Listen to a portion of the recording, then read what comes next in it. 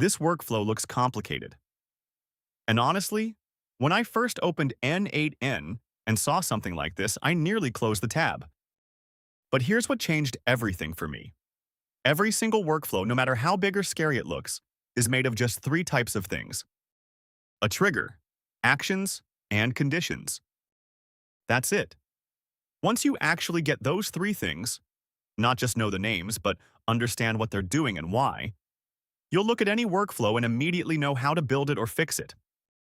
So in this video, we're going deep on all three: real examples, live builds, and the mental model I use every single time I design an automation. Let's go. Every workflow in n8n starts with a trigger. And the simplest way to think about it is this: a trigger is the reason the workflow wakes up. Now, there are three main categories of triggers you'll use constantly. 1. Scheduled triggers. This is the run at a specific time trigger.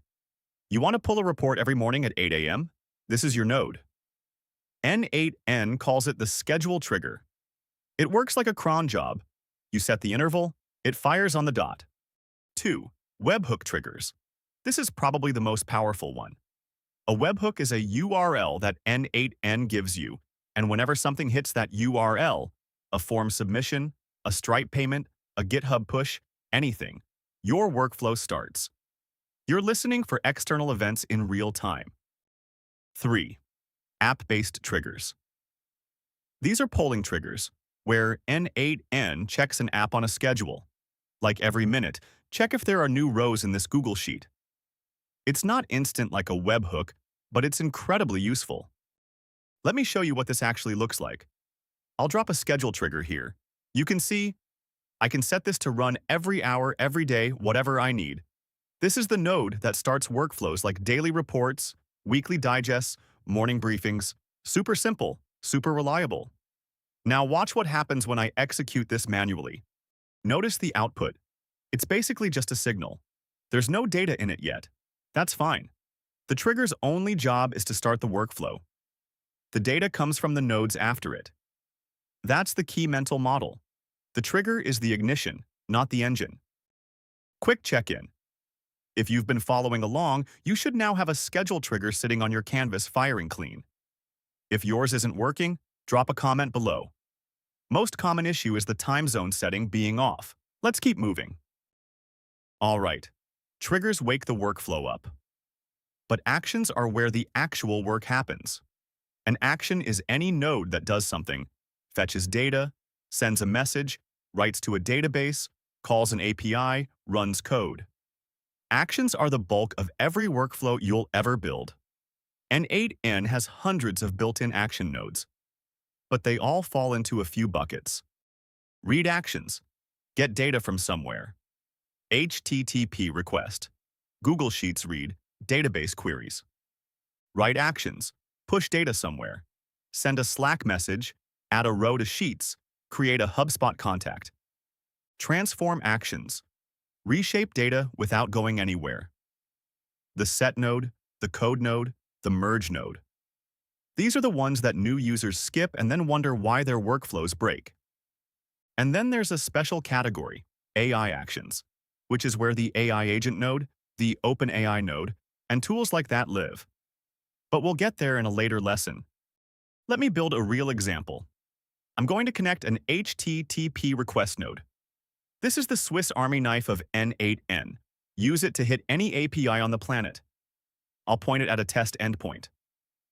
Method is get. URL is this. Execute it. There we go. The workflow fetched live data. I've got a title, a body, a user ID.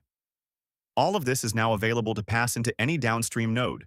The action did its job. Let's add the third piece: conditions. This is where automations go from dumb to smart. Conditions are how you tell your workflow. Only do this if something is true. In n8n, the main condition node is the if node. It evaluates a rule and sends data down one of two paths, true or false. That's it. But from that one concept, you can build remarkably complex logic. I want to check, is the user ID in the response equal to 1?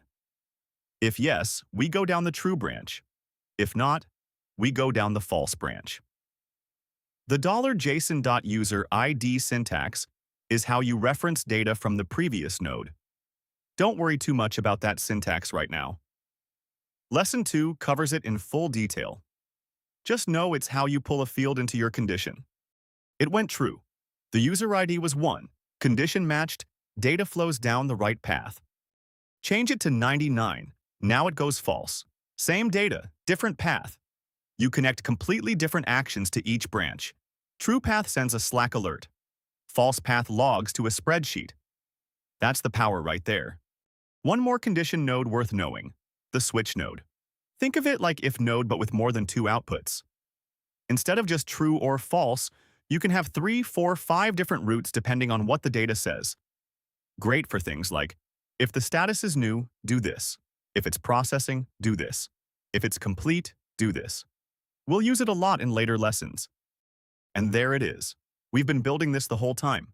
Trigger fires, action fetches the data, condition routes it, true path formats a message, false path skips. That's the pattern. Every automation you'll ever build follows this exact shape. Something starts it, something does the work, something decides what happens next. Quick tips before we wrap. Tip 1. Always test your trigger first, in isolation, before building anything downstream. A broken trigger means the whole workflow never runs, and you'll waste time debugging the wrong thing. Tip 2. The IF node is case-sensitive and type-sensitive. Comparing the string true to a Boolean true will fail silently. Use the output panel to check exactly what your data looks like before writing your condition. Tip 3. Don't overcondition early. Get the happy path working first. Trigger straight through to the final action, no branches. Then layer in the logic. Beginners do it backwards, and it makes debugging a nightmare. Let's recap.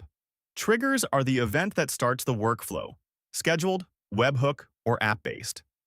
Actions are the nodes that do the work, read, write, transform. Conditions are the nodes that route data based on logic.